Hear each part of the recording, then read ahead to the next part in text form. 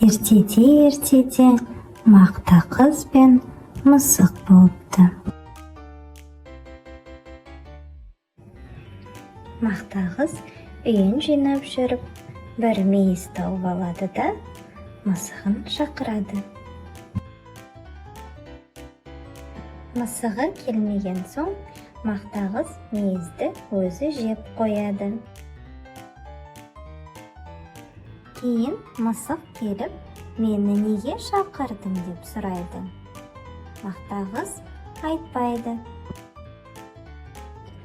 Онда мен сенің сүтіңді төгем деп мысық сүтті төгіп тастайды. Ал мен сенің құйрығыңды кесіп аламын деп мақта қыз мысықтың құйрығын кесіп алады.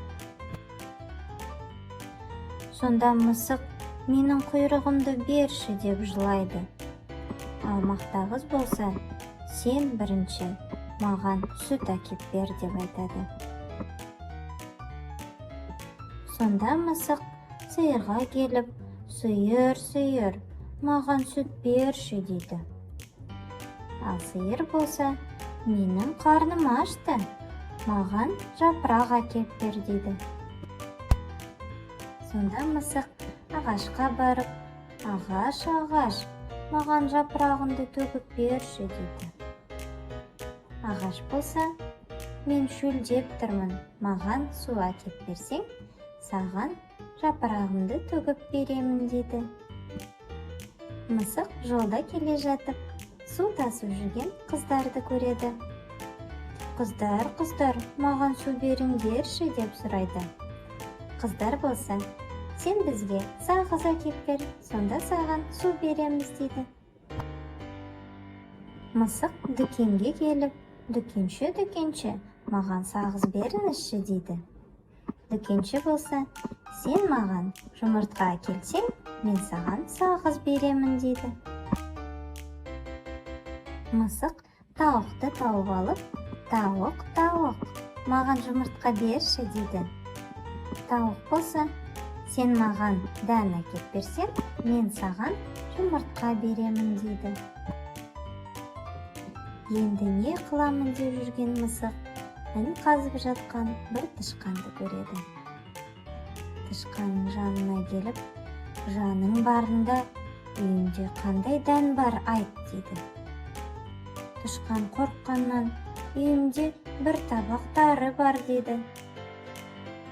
Мысық оған, онда сол тарыңды маған әкеліп бер дейді. Тышқан інінен бір табақ тарыны шығарып, мысыққа береді.